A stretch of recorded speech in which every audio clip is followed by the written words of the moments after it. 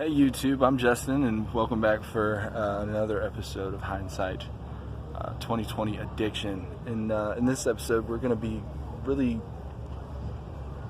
talking about, like, you know, if you have a loved one, and it kind of seems like, you know, you've been out with them on the party scene or in the street, and you've seen how they act, and when they're at home, it's like there's just something missing, or you're tempted to think that.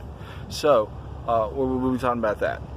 So let's get started. Okay, so it's important to remember that that males and females are physiologically wired differently. Okay, so for instance, say you have a male loved one, and you've been out with them on the street, in the party scene. You've seen them get high, and it seems like there's just this increased sexual drive, right? And then they're at the house, and you're not getting high, they're not getting high, and all of a sudden it's like, where's that drive? Well, and then on the other hand, let's say you have a female loved one, right?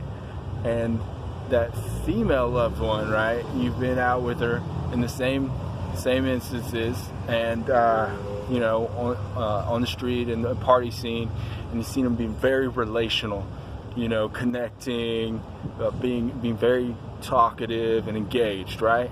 But then at the house, there's, you know, you're not getting high, they're not getting high, and it seems like there's this huge difference, right? It almost seems like they're failing to bring something to the table. Well, first of all, like we talked about in the first episode, remember to think and don't take it personally, okay?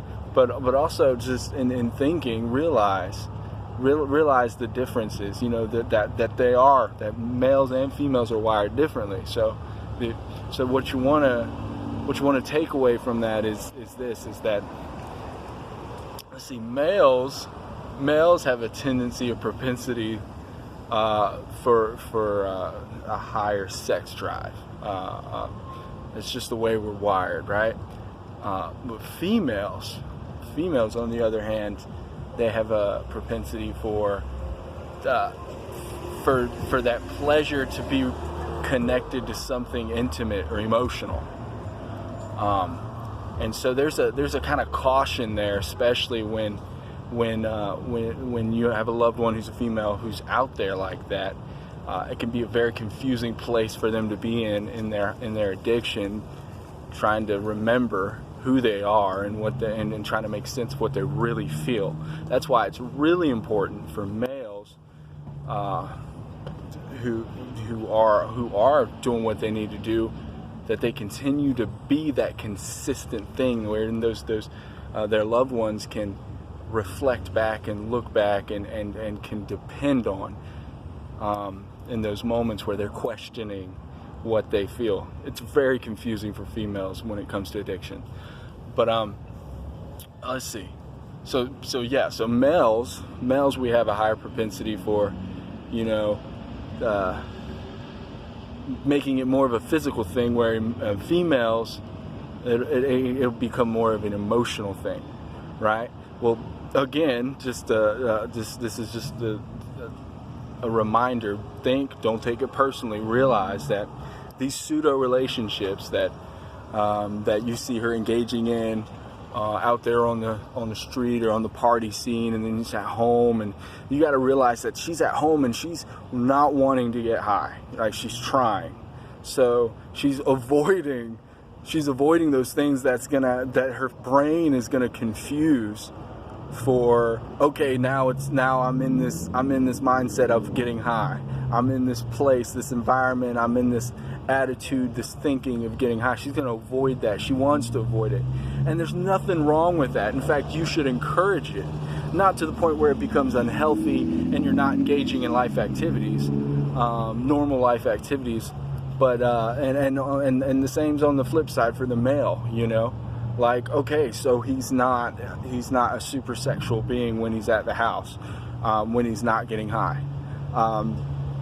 That's okay. that's okay. In fact, to a degree, you want to encourage that, because you want them to feel safe in an environment where they're not constantly being reminded and their brains being tricked into releasing those chemicals, thinking that they're engaged in a situation or they're on that path of getting high, if that makes any sense. But yeah, so that's what it is. It's really just think, don't take it personally.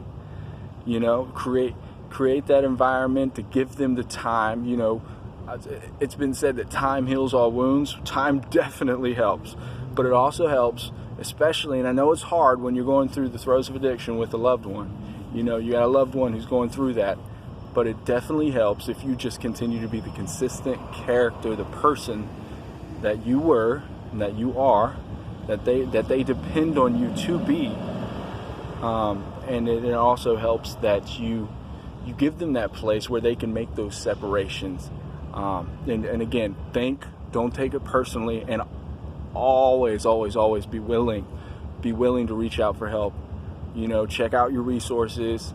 You know, use a good bit of discretion or discernment.